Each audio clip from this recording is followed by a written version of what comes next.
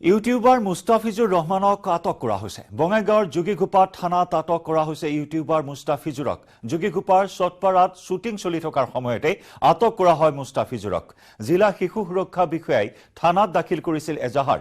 মুস্তাফিজুৰে প্ৰস্তুত কৰা ভিডিঅ'ত অনুমতি অবিহনে শিশুক ব্যৱহাৰ কৰাৰ অভিযোগ উত্থাপন হৈছে।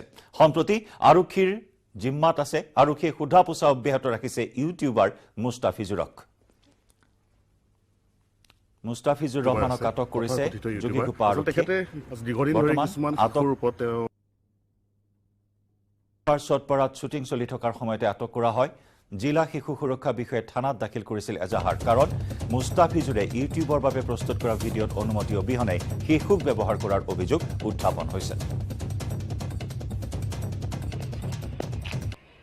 গোৱালপাৰা এগৰাকী ইউটিউবাৰ আছে, তথাকথিত ইউটিউবাৰ। আচলতে তেখেতে দীৰ্ঘদিন ধৰি কিছুমান শিশুৰ ওপৰত মানে কিছুমান কণ্টেণ্ট বনাই থাকে আৰু যিবোৰ কণ্টেণ্ট হয়তো সমাজৰ কাৰণে এটা বেয়া এটা বাৰ্তা গুচি যায়। যেনেকুৱা তাত ছেক্সুৱেল এক্টিভিটিছ থাকে, তাত কিছুমান ৱেপনছ তেখেতে ব্যৱহাৰ কৰে, লগতে শিশুক নিৰ্যাতন কৰা কিছুমান তেনেকুৱা ধৰণৰ চিন তাত দেখুৱায়। আজি দিনৰ ভাগত আচলতে আপোনালোকৰ জয়ঘোপাত যি চটপাৰা অঞ্চল আছে, সেই তাত তেওঁ কিছুমান শিশুক লৈ কেনে তাত ভিডিঅ' শ্বুট কৰি আছিল, মানে ভিডিঅ' বনাই আছিলে তাত।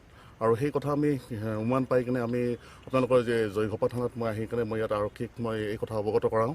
আৰু সেই অৱগত কৰাৰ পিছত তেখেতে তৎকালীনভাৱে তাত গৈ উপস্থিত হয়। আৰু সেই যেতিয়া ভিডিঅ' বনাই থকা অৱস্থাত তেখেতে ৰহাৰ টোল গেটত নিশা মাৰপিটৰ ঘটনা। টোল গেট কৰ্মচাৰী প্ৰহাৰত আহত হ'ল 3জনকৈ যাত্ৰী। এখন বাহনৰ যাত্ৰীয়ে ৰচিদ বিচৰাক লৈ তৰ্কাতৰ্কিৰ সূত্ৰপাত। টোল গেটৰ কৰ্মচাৰীয়ে গুৰুলকৈ প্ৰহাৰ কৰাৰ অভিযোগ। আহত হয় মৌলানা ফাৰুক আহমেদ, মুস্তাফা আহমেদ আৰু ৰায়হান আহমেদ। আহত তিনিওগৰাকী যাত্ৰীৰ ঘৰ হোজাইত।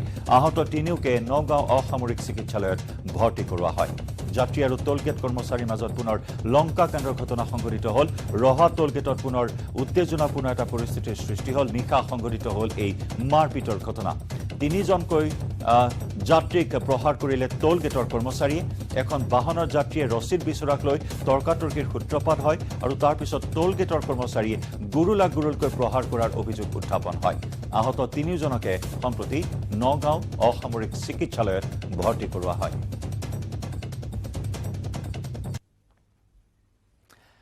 ইয়াৰ আগতে সময় হ'ল গুড মৰ্ণিং 18ৰ পৰা বিদায় লোৱাৰ। ক্ষন্তেক বাণিজ্যিক বিৰতিৰ পিছতে আমি লৈ আহিম ছুপাৰফাষ্ট প্ৰাইম টাইম 100।